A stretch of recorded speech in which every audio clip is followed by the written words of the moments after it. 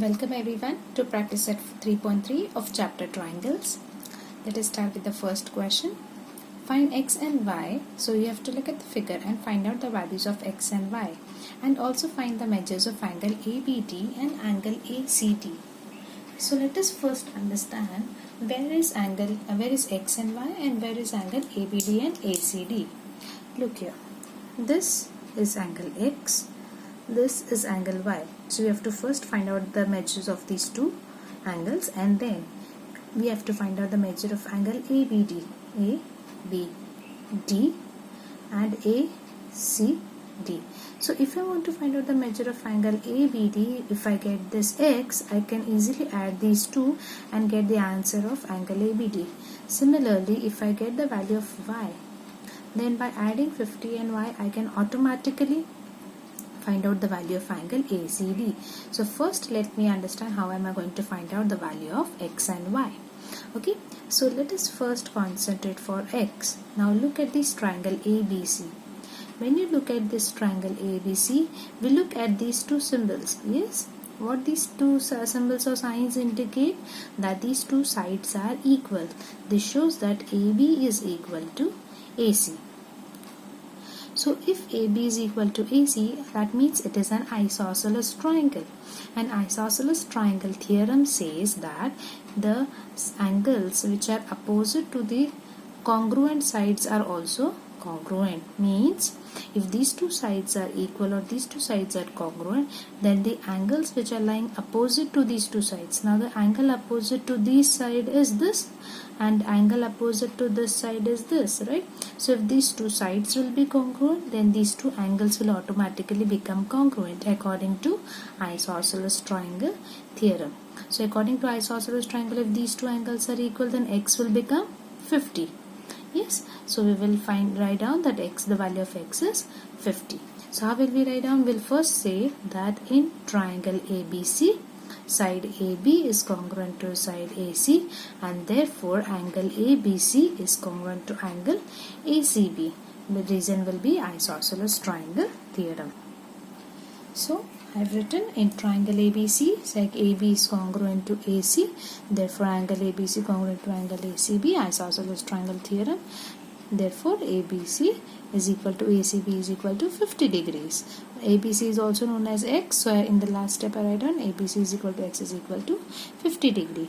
Similarly, we are going to find out the value of y also. If you look at this figure, children, see in triangle BDC, now this side and this side is equal, right? They are congruent. That is already given to us. So if these two sides are congruent, then the angles opposite to these two sides will also be congruent. Yes, so the angle which is opposite to this side is y, and the angle which is opposite to this side is 60 degrees, right? So therefore, if these two angles are these two sides are congruent, these two angles will also become congruent, and therefore y will become 60 degrees. Yes, so let us write that also. That's what we have written now. Therefore triangle CBD, BD congruent to CD, and therefore these two angles are congruent, and therefore y becomes equal to 60. So once I get this x, now if I want to find out angle ABD, I will write down ABD is equal to angle ABC plus angle DBC. Yes, so 50 plus 60 will be 110 degrees. I repeat once again, we have been asked to find out the measure of angle ABD. So if I want to find out the measure of angle ABD, I need to know what is ABC, and ABC we have found out as 50. So if this is 50 and this is 60, so 50 plus 60 will be 110, so this will be 110 degrees. Let me write it. So here I have written angle ABD is equal to ABC plus DBC, and therefore it is equal to 50 degree plus 60 degree, and that is equal to 110 degrees. Similarly, we will find out for angle ACD also. If you look at angle ACD, it will be addition of angle ACB plus addition of angle DCB. Yes, so 50 is already given here. See, angle ACB plus angle DCB. So 50 plus 60 will be 110 degrees, similar to this previous one. And finally we finished our first sum, that angle ACDCA. angle ACD. Angle ACD is the addition. Angle ACD is the addition of ACB plus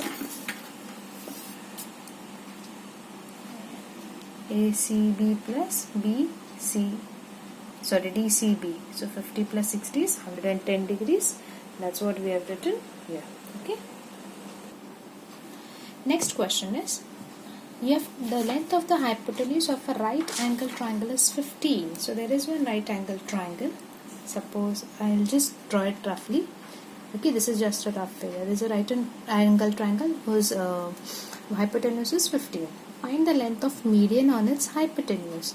So median on its hypotenuse. So if I want to draw median on the hypotenuse, it will be the joining at the midpoint, is from the opposite vertex to the midpoint. Median is always drawn from the midpoint of the segment and the opposite vertex. It is drawn between them, right? So here this is called as a median. Median always divides the opposite side into two equal parts. Yes, this is what a median does. Now you have to find out the length of the median on this hypotenuse. We have to find out the length of this median. So there is one property which we have already studied, which says that in a right angle triangle, the length of this median on the hypotenuse is half the length of the hypotenuse. Means this length, if this is a median, then this will always be the half of the hypotenuse. Means if the hypotenuse is 10, this will be 5. If the hypotenuse is 50, this will be 25.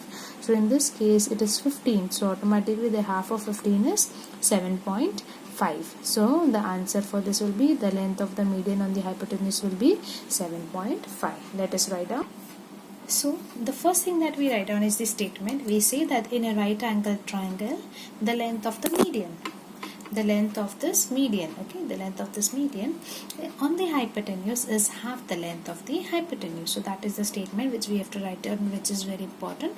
And after that we write down, therefore length of median on its hypotenuse is equal to half into 15. So half into 15 is 7.5, and therefore the final answer, the length of the median is 7.5 units. Since there is no unit given to us, we write down unit.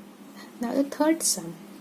What does a third sum say is, you have to find out the length of median QS. Yes, but if I want QS, I need to know what is PR. If you look here, this is a triangle PQR where angle Q is 90 degrees. This is 90 degrees. That means it is a right angle triangle, and they are asking us to find out the length of the median on the hypotenuse, right?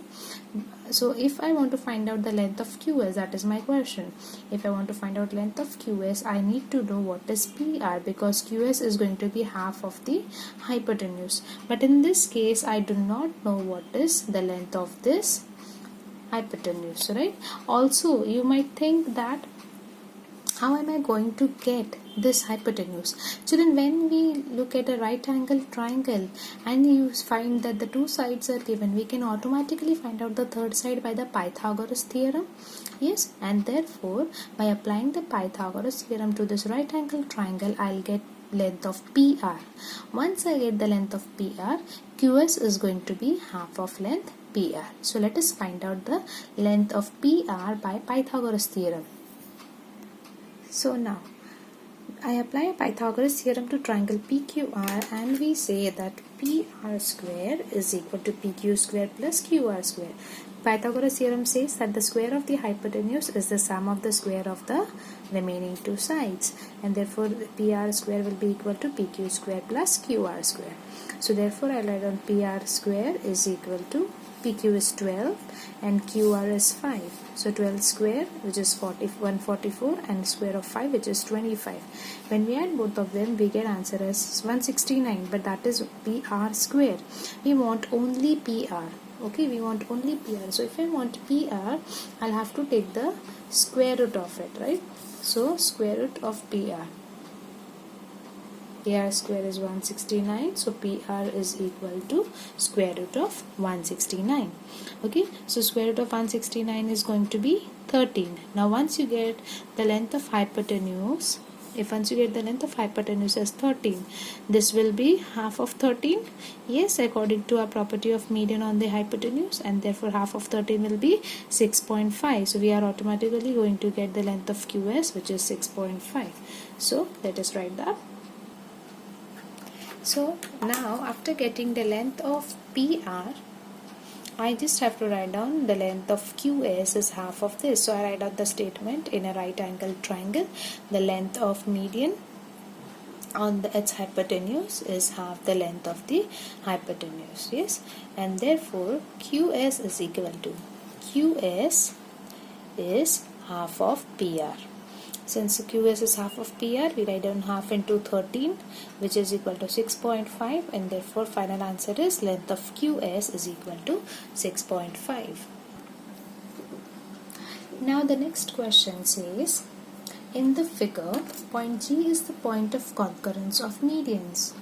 You see three medians here, PT, yes, and then there is one more median here and the other median here. So these three medians meet at one point, which is point G. This point G is also known as centroid. This G is also known as centroid. Okay, now what is given to us? The length of GT is given to us, which is 2.5. Okay, find the length of PG and PT. So I need to find out this length of PG and PT. See, once we get the length of PG, we can add PG and GT to get PT, right? So PT will get it easily by adding the length of these two. But how am I going to get the length of PG?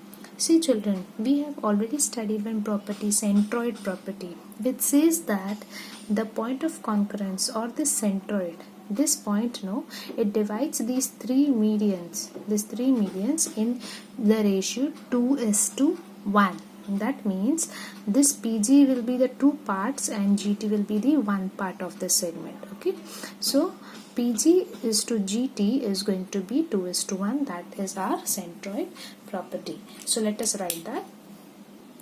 So we write down that PG upon GT is equal to 2:1. Yes, we write down this ratio in the form of fraction. So PG upon GT. We can also write down this in the ratio as in the form of fraction, right? So PG upon GT is equal to 2/1. Now I don't know what is PG. But I know what is GT. It is 2.5. So I substitute the value of GT as 2.5. This is 2 and 1. Now I'll cross multiply. I'll multiply PG into 1 and 2.5 into 2. Once I multiply this, I will get the answer. Yes. So let us do that. So on cross multiplying, I get PG into 1 and 2.5 into 2. So when I do this, I get answer as 5 units. Yes. Now I am also supposed to find out the length of PT. Yes. So and PT I will get by addition of PG and PT. PT I will get by adding PG and GT. PG we just now found out as 5 units and this is 2.5. So 5 plus 2.5 will be 7.5. So let us write that. So in the next step we write it down, and by adding the length of two segments we get the answer for PT as 7.5 units. Thank you.